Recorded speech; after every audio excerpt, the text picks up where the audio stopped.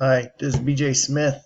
I teach at Lions USD 405, and this is Understanding My Community Module 5. These are the standards I used doing the presentation. I really like my reflection. Well, I like the assignment because it had me research our community. Something that has been a focus on our redesign is better reaching our community and communicating with them. And this module helps that and will help me when I become a principal. Sociological inventory. We're a small community of 3,600 people. We have about 200 kids in our high school, 165 in our middle school, and that's one building. We have 78% economically disadvantaged and 43% Hispanic. Our political structures are like most smaller towns. The school plays a large role in that, along with our chamber and our churches. Our school is responsible for the leadership of our town, pretty much. There's been big changes in Lyon since 2000. In 2000, Lyon was a 4A school with low, free, and reduced, and a little bit of diversity. In 2019, we're a 3A school, so our town and our community is shrinking. 78% economically disadvantaged, 43% Hispanic. This is because of cheaper housing, I think, is a big driving force of it. And part of the reasons we're shrinking is because of the lack of jobs. Most of our parents commute for work. They work out of town. A positive trend is Lyons has now, it's taken like 20 years, but there's beginning to see a mindset shift from a city mindset to a small town mindset.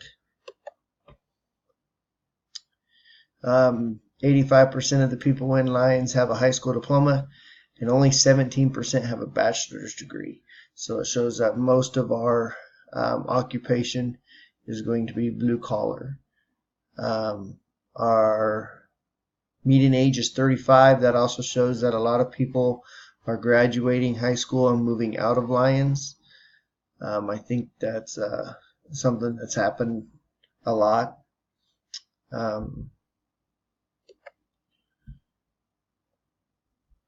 Our school is the main source of communication in Lyons. There's several reasons for that, but we as a school, we have all calls and text messages. We have a school website. It's undergoing a change right now, making it better, part of the redesign process. We use social media. We have a parent liaison her role is to communicate with the community. And we have a diversity outreach committee, which has been formed to help bring the Hispanic community into our schools. Big reason the school is a main source of information is because we have 15 translators who speak Spanish. Our parent liaison speaks Spanish, and we have a large group of parents who speak Spanish, so our school is the place they can go to get information. And we help with all kinds of stuff from our school and our ESL department. I like to brag about it because I'm like our head ESL person, but we help the parents with the rec. We help the parents with medical needs. We have a girl that's in the hospital right now, and we have an ESL para who is with the family most of the time to help translate. And we go to the bank and help translate information there. So it's kind of neat that we're starting to go out into the community and help people around us. We have community groups. Our chamber's a really good community group. They help a lot with bringing school pride into our community. We have the Rotary and the Kiwanis. They do a lot of stuff for helping with financial needs too. Formal groups, our ministerial alliance, our church leaders in the community are a big source of communication and leadership. Our North Pole Fire and Rescue do a lot of fundraising. Then we have our informal community groups. We have the coffee sippers. They would be the retirees that sit around and solve our problems by drinking coffee. We have our hometown boom fest. They mostly do fireworks for our town, but they're very active in a lot of other things. And then we have the Siempre, Unidos.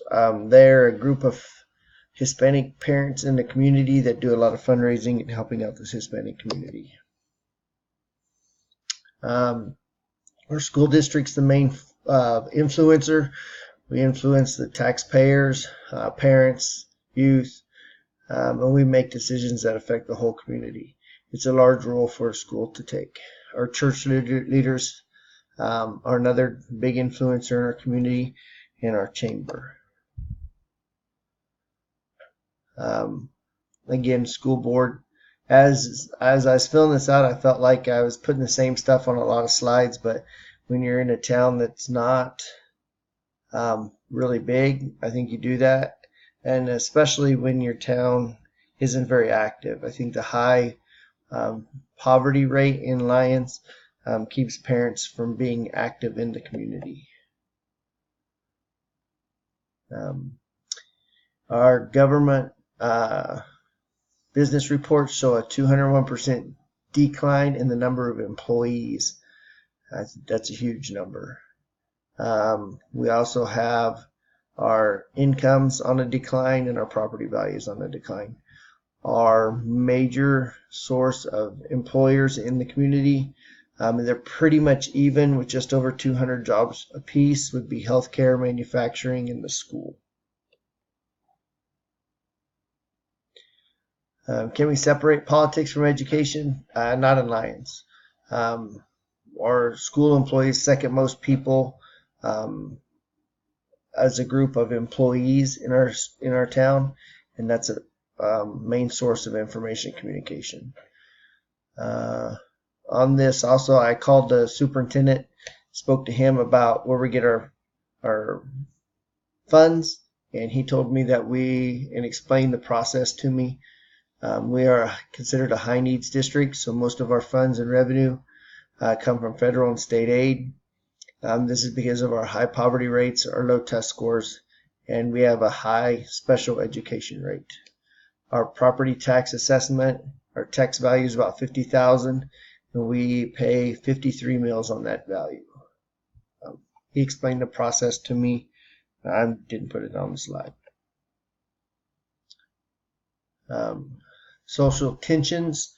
I think because we've had such an influx in Hispanic community and poverty, it's caused some discrimination in our town.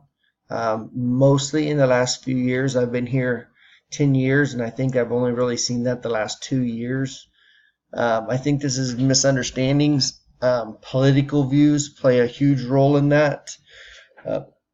In social class competition. I think people that have been in Lyons a long time want to blame some of the troubles on Lyons on our Hispanics, but they're not the only people moving into town and causing a difference. We have a large group of, Caucasian folks moving into town who are below the poverty line. Like I said, the housing in Lyons is cheaper. They can live in Lyons and commute to Great Bend, Hutch, or McPherson for jobs. Many of our parents own houses in Lyons, and mom lives here with the kids, and dad works all over. We have a lot of dads who work in Colorado, South Dakota, Oklahoma. They travel a lot, working pipeline or insulation, construction, that kind of stuff. Those are some of the resources I used to find this information. Power structures, the same people who influence our community have the power in our community. One thing that I think that needs to be pointed out is we have 43% Hispanic, but we have no Hispanics on our school board. And with our school being a main influence in our community, I think that speaks volumes. I do know that this new school board, we kind of had a changeover in the last couple of years. They do care about the Hispanic community and seek to get opinions from them. I've seen it happen, and a lot of times they go through me with my connections through ESL. Our Hispanic community is a great resource for our school because it brings the family style atmosphere. The culture is all about family, and so when they come into the school, we do stuff. It's like being a big family. It's great. Our ESL department plays a big role in that. The Diversity Outreach Committee, started by the ESL department, plays a huge role in that too. I also like that we have Spanish spoken in our classrooms in our hallway. It's very diverse, and it's a great way for kids to learn up accepting cultures. Again, school board administrators are the power structure. I did point out we don't have any Hispanic community members on the school board. Lions has been reactive to community school relations instead of proactive. I'm hoping that changes in the future, but that's something that we still continue to struggle with. We did do opinion polls through the redesign process, and we found that communication is something that all of the schools in our district struggle with. On the positive side to that, the school acknowledged this and they took it and decided to make a new website. It's under construction. It's supposed to make things easier to get information out on what's going on in our school. They also created the Diversity Outreach Committee and the parent liaison position that helps communicate and help our community out. The surveys will continue, and I think they are a driving force in our redesign process. They've been really good for us. And those are my references again, so thank you for watching.